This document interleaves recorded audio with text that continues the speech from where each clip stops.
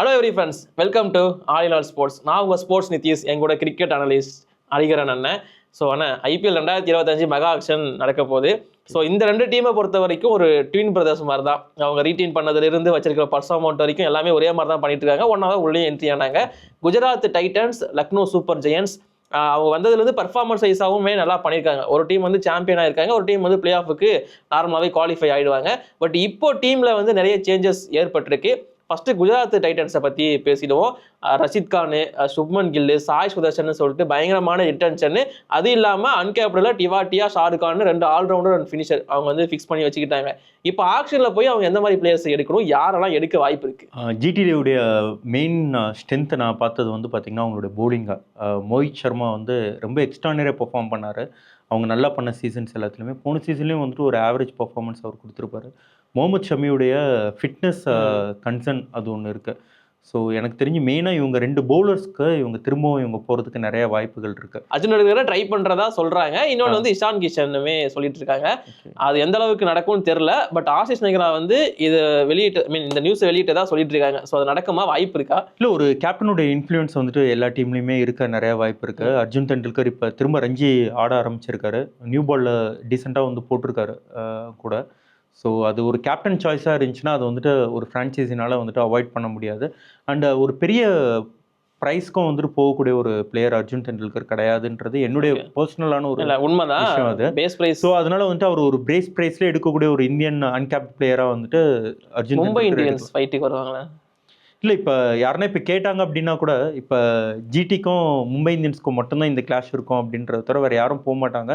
ஏன்னா அவருடைய price value வந்துட்டு ஏற்றி விட்டுட்டு அதில் வந்துட்டு வேறு யாருன்னா அதில் போய் ஃபிட் பண்ணிக்கக்கூடிய அளவுக்கு ஒரு பிளேயராக வந்துட்டு இன்னும் அர்ஜுன் தெண்டுல்கர் வந்துட்டு அவருடைய கரியரை பிளாசம் பண்ணல. ஓகே, இஷான் கிஷனும் ஜிடி எடுக்கிறதுக்கான வாய்ப்பு இருக்குன்னு சொல்லியிருக்காங்க. 69 கோடிங்கிறது கம்மியான அமௌண்ட் கிடையாது. அவங்களுமே ஒரு 70 கோடி கிட்ட பர்ஸ் வேல்யூ வச்சிருக்காங்க. அப்படிங்கும்போது இஷான் கிஷன் ஒரு பெரிய ரேட்டுக்கு போனாலுமே த்ரூ அவுட்டாக போய் எடுத்துட்டு வரலாம்ல. பட் இஷான் கிஷன் வந்தாருன்னா எனக்கு என்னன்னா கில்லு அந்த சாய் சுதர்ஷன் இருக்காங்க. ஸோ அதனால இஷான் கிஷன். இப்போ சாய் சுதர்ஷன் வந்து பார்த்தீங்கன்னா ஓப்பனிங் இல்லாமல் ஒன்று உங்களுக்கு ஆட வைக்கக்கூடிய ஒரு பிளேயர் தான். ஸோ வந்துட்டு மேனேஜ்மெண்ட் வந்துட்டு ஆஷிஷ் நெஹ்ரா வந்துட்டு அவருடைய இன்ட்ரெஸ்ட் வந்துட்டு அவர் சொல்லிட்டு இருக்காரு. எங்களுக்கு வந்து இஷான் கிஷன் தேவை அப்படின்ட்டு. மேபி அவங்க டாப் ஆஃப் தி ஆர்டர் வந்துட்டு 2 இந்தியன் ஓப்பனர்ஸ் அவங்க எதிர்பார்த்துருக்கலாம்.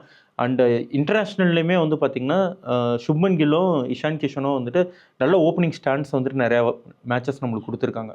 ஓகே, இப்போ லிமிட்டடாக தான் ஓப்பன் பண்ணியிருக்காங்க ரெண்டு பேரும் சேர்ந்து. பட் அது வந்துட்டு சக்ஸஸ்ஃபுல்லாக பண்ணியிருக்காங்க. அவங்க ஜிடி தான் வந்து பார்த்தீங்கன்னா நிறைய தமிழ்நாடு பிளேயர்ஸை வச்சிருந்த ஒரு டீம் தான். ஸோ அந்த மாதிரி ஆல்ரெடி விஜய் சங்கர்னு ஒருத்தர் அங்கே இருந்திருக்காரு. ஸோ அவரை திரும்பவும் எடுக்க வாய்ப்பு இருக்கா? இந்த சீசன் வந்து விஜய் சங்கர் வந்து அவங்க எடுப்பாங்களான்றது தெரியல. பட் திரும்ப அவங்க 2 தமிழ்நாடு பிளேயர்ஸ் வந்து ரீட்டைன் பண்ணது ரொம்ப சந்தோஷம். சாய் சுதர்ஷன் அண்ட் ஷாருக் கான்ல அவங்க போனவாட்டி நிறைய மிஸ்டேக் அவங்க பண்ணது. நான் என்ன எதிர்பார்த்தேன் அப்படின்னா எல்லா மேட்சஸும் விளையாட வைக்கணும். ஒரு பிளேயரை நீங்கள் ரீட்டைன் நீங்கள் பண்ணுறீங்க அப்படின்னா அவங்க எல்லா மேட்சஸும் அவங்க விளையாண்டாங்கன்னா நீங்கள் அவங்க ரீட்டைன் பண்ணதில் ஒரு சென்ஸ் இருக்குது. அதன்படியே வந்து பார்த்தீங்கன்னா இந்த வாட்டி அவங்க திரும்பவும் வந்துட்டு ஷாருக் கானை வந்துட்டு அவங்க ரீட்டைன் பண்ணியிருக்காங்க. அவருக்கு நம்பர் ஆஃப் மேட்சஸ் வந்துட்டு அவங்க ரீட்டைன் பண்ணதுக்கு கொடுப்பாங்களான்றதை நம்ம வெயிட் பண்ணி பார்க்கலாம். ஓகே, அதே மாதிரி இப்போ கர்நாடகா பிரீமியர் லீக்ல இவரோட பேர் பெருசாக பேசப்பட்டு இருக்கு. அபினவ் மனோகர்னு சொல்லிட்டு இவரையும் இவங்க பெருசாக யூஸ் பண்ணது கிடையாது. குஜராத்தை பொறுத்த வரைக்கும் எடுத்து டீம்ல வச்சிருந்தாங்களே தவிர அவரை பெருசாக யூஸ் பண்ணல. பட் இப்போ நிறைய டீம்ஸ் வந்து அவருக்கு வந்து எக்ஸ்பெக்ட் பண்ணிட்டு இருக்கதா சொல்றாங்க, பிட்டு வைக்கிறதுக்கு. ஸோ அப்படி இருக்கிறப்போ ஜிடி அபினவ் மனோகருக்கு திரும்ப போவாங்களா அப்படின்னு சொல்லி அவனுக்கு இருக்கு. ஒரே ஒரு கேப்போட ஆர்டிஎம் தானே இருக்கு. ஸோ அதனால இவருக்கு ஆர்டிஎம் அவங்களால யூஸ் பண்ண முடியாது. எந்த அளவுக்கு அபினவ் மனோகருக்கு போகலான்னு நினைக்கிறீங்க? அபினவ் மனோகர் வந்து எல்லா டீம்ஸும் கேட்பாங்க. பட் ஆனால் இந்த மெகா ஆக்ஷனில் வந்துட்டு பெரிய பிளேயர்ஸோட கம்பீட் பண்ணுற அளவுக்கு ஒரு பர்ஸ் வேல்யூவில் அவர் போக மாட்டார். ஒரு 2 crore வரையும் மேக்ஸிமம் வந்துட்டு அபினவ் மனோகர் வந்துட்டு போகிறதுக்கான வாய்ப்பு இருக்குது. ஓகே, இப்போ வந்து அவங்க ஆர்டிஎம் ஒன்று இருக்குன்னு சொல்லிட்டேன். ஸோ ஆர்டிஎம் ஆப்ஷனா மேபி டேவிட் மில்லர் இருக்கலாம்னு எனக்கு தோணுச்சு. ஏன்னா ஒரு ஃபினிஷராக ரஷித் கான் கூட சேர்ந்து அவர் வந்து மேட்சை ஃபினிஷ் பண்ணி கொடுத்துருக்காரு. சிஎஸ்கேக்கு எதிராகலாம் அடிச்சதெல்லாம் வந்து மறக்க முடியாது இப்போ வரைக்குமே. ஸோ டேவிட் மில்லர் இப்போ வரைக்கும் அந்த வேல்யூ அவருக்கு இருக்குன்னு தான் நினைக்கிறேன். ஏன்னா மார்க்கி செட்லையுமே அவரோட பேர் வந்து முன்னாடி தான் மார்க்கி செட்டில் வந்திருக்கு. ஸோ அப்படி இருக்கிறப்போ அந்த செட்லேயே 1.5 crore பேஸ் பிரைஸ் இருக்கிற ஒரே பேர் வந்து டேவிட் மில்லர் தான் நினைக்கிறேன். ஸோ டேவிட் மில்லருக்கு ஒரு பெரிய அமௌண்ட் போகிறதுக்கான வாய்ப்பு இருக்குது ஆக்ஷனில் அவர். ஸோ அவருக்கு ஆர்டிஎம் யூஸ் பண்ணுவாங்களா? ஜிடி திரும்ப அவர் கொண்டு வர ட்ரை பண்ணுவாங்க? அவங்களுடைய பட்ஜெட் வேல்யூன்ட்டு வந்துட்டு ஒன்று ஃபிக்ஸ் பண்ணி வச்சிருப்பாங்க. டேவிட் மில்லருக்கு வந்துட்டு நம்ம ஒரு வந்துட்டு இவங்க ஆல்ரெடி டேவிட் மில்லரை வந்துட்டு ஒரு 14 crore 11 crore எடுத்துருக்கலாம் அப்படின்னா ரீட்டைனே அவங்க பண்ணியிருப்பாங்க. அந்த ரிஸ்க் அவங்க எடுத்துருக்க மாட்டாங்க. அவங்கள மெகா ஆக்ஷனில் விட்டு எடுத்துக்கலான்ட்டு. இந்த 11 crore பிலோவாக இருந்தார் அப்படின்னா டேவிட் மில்லருக்கு அவங்க ஆர்டிஎம் யூஸ் பண்ணுவாங்க. அதுக்கும் மேலே இருந்தார் அப்படின்னா கண்டிப்பாக அவங்க போக மாட்டாங்க. ஓகே, அந்த ஆர்டிஎம் டேவிட் மில்லருக்கு தான் யூஸ் பண்ணணுமா இல்லை திரும்ப ஷமிக்கு அதை யூஸ் பண்ண try ஷமி வந்து பண்ணுவாங்களா? ஒரு பொட்டென்ஷியலான ஒரு பிளேயர். எனக்கு பொறுத்த வரைக்கும் ஷமிக்கு தான் அவங்க போகணும். Okay. ஏன்னா வந்துட்டு ஒரு இந்தியன் ஃபாஸ்ட் பவுலர் வந்துட்டு கண்டிப்பாக தேவை. அதுவும் ஷமி மாதிரி ஒரு பவுலர் வந்துட்டு மேட்ச் வின்னர். அவருடைய டேல வந்துட்டு அந்த 4 ஓவரில் உங்களுக்கு மேட்சை வின் பண்ணி கொடுத்துற மாதிரி ஒரு பவுலரை வந்துட்டு அவருக்கு தான் போவாங்க. ஓகே. அவர் மேட்ச் ஃபிட்டாக இருந்தார் அப்படின்னா. பெங்காலுக்கு வந்துட்டு ஒரு லாங் ஸ்பெல் போட்டிருக்காரு. ஸோ அதெல்லாம் வச்சு பார்க்கும்போது அவர் வந்துட்டு திரும்ப அவருடைய ஃபிட்னஸ் லெவலை ப்ரூவ் பண்ணிட்டாரு அப்படின்னா, ஆனால் ஆப்ஷனுக்கு நமக்கு நிறைய டைம் கிடையாது. பட் ஷமிக்கு வந்து அவங்க போகிறதுக்கு நிறைய வாய்ப்பு இருக்குது. ஓகே. ஜிடியில் இருந்த இன்னொரு பிளேயர் இப்போ தமிழ்நாடோட கேப்டனாகவே இருந்தார் ரஞ்சி டிராஃபியில், சாய் கிஷோருக்கு போவாங்களா நான் திரும்ப? ஏன்னா ஒரு நல்ல பிளேயரு, பட் அவங்களால ரீட்டைன் பண்ண முடியல அந்த சுச்சுவேஷனில். 2 கேப்டு தான் அன்கேப்ட் தான் வந்து பண்ண முடியும் போது அதனால வந்துட்டு அவங்க சாய் கிஷோர் அவங்க வந்துட்டு லெஃப்ட் அவுட் பண்ணிட்டாங்க. சாய் கிஷோர் வந்துட்டு அவங்களுக்கு ஒரு பெரிய பெர்ஃபார்மன்ஸஸ் கொடுக்கல. மேபி அதனால வந்துட்டு பட் பெருசா யூஸ் பண்ணவே இல்லைங்கிறது என்னோட ஒப்பீனியன். சாய் கிஷோர் ஒரு செமையான பவுலர். சான்ஸ் கொடுத்தாங்க. ஒரு சில மேட்சஸ் சான்ஸ் கொடுத்தாங்க. அது வந்துட்டு அவங்களுடைய எதிர்பார்ப்பை வந்துட்டு அவர் வந்துட்டு ஃபுல்ஃபில் பண்ணல அப்படின்றத நம்ம சொல்லணும். பட் ஒரு நல்ல கிரிக்கெட்டர் தான் உங்களுக்கு.